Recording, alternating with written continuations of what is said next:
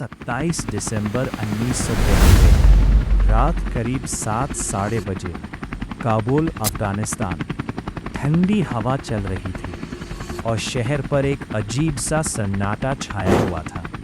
लेकिन ये सन्नाटा असली नहीं था। इस खामोशी के पीछे एक ऐसा तूफान तैयार हो रहा था जो कुछ ही मिनटों में हिस्ट्री का डायरेक्शन बदलने वाला था।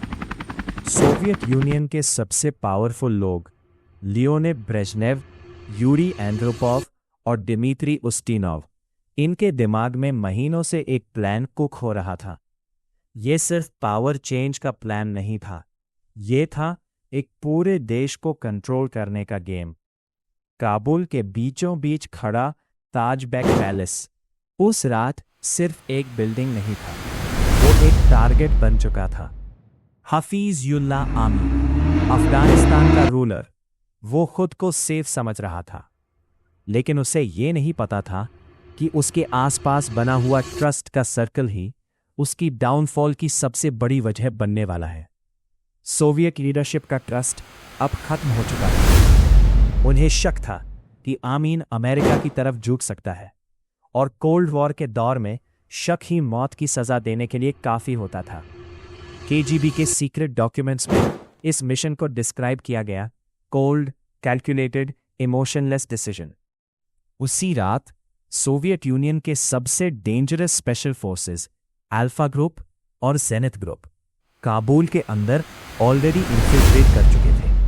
ये नॉर्मल सोल्जर्स नहीं थे, ये वो कमांडोज थे जिनके लिए मिशन एक परफेक्ट एग्जीक्यूशन गेम होता है, जहां गलती की कोई जगह नहीं होती। जैसे ही अंधेरा गहराया, ताजबेक पैलेस के आसपास हलचल बढ़ने लगी। बाहर सब नॉर्मल लग रहा था, लेकिन अंदर फाइनल स्टेज सेट हो चुका था। 7:50 अचानक गनशॉट, सन्नाटा एक झटके में टूट गया। सोवियत कमांडोज ने बिना वार्निंग डायरेक्ट असॉल्ट शुरू कर दिया। हर तरफ से आती गोलियों की आवाज, टूटता हुआ था और कुछ ही सेकंड्स में पूरा सीन वॉर जोन बन चुका था। अफगान गार्ड्स ने जवाब देने की कोशिश की, लेकिन वो रेडी नहीं थे, क्योंकि ये हमला सिर्फ ताकत का नहीं था, ये था speed plus strategy plus precision का कॉम्बिनेशन। अंदर अमीन के लिए ये सब एक नाइटमेयर बन चुका था। वो समझने की कोशिश कर रहा था ये हो क्या रहा है, लेकिन अब बहुत देर हो चुकी। सोवियत कमांडोज पैलेस के अंदर तेजी से आगे बढ़ रहे थे, रूम बाय रूम क्लियर करते हुए, हर रेजिस्टेंस खत्म करते हुए। उनके चेहरों पर कोई इमोशन नहीं था, सिर्फ एक मिशन, सिर्फ एक टारगेट। कुछ ही मिनटों में शहर का हर कोना बारूद, गोलियों और खून की गंध से भर चुका था। इस ऑपरेशन की सबसे डेंजरस चीज थी उसकी स्पीड। ये कोई लंबी लड़ाई नहीं थी, ये था एक फास्ट सर्जिकल स्ट्राइक। करीब 40 मिनट्स के अंदर ताजबेक पैलेस पूरी तरह सोवियत कंट्रोल में था। हाफिजुल्लाह अमीन अब जिंदा नहीं था, और उसके साथ एक सरकार भी खत्म हो चुकी थी। लेकिन ये अंत नहीं था, ये सिर्फ शुरुआत थी। काबुल की सड़कों पर अब सोवियत टैंक्स की आवाज़ गूंज रही थी।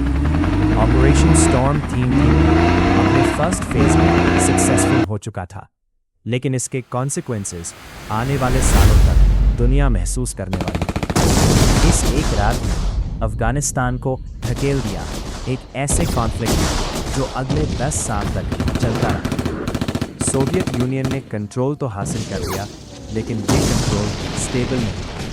ये एक ऐसी आग थी जो धीरे धीरे भड़कने वाली थी।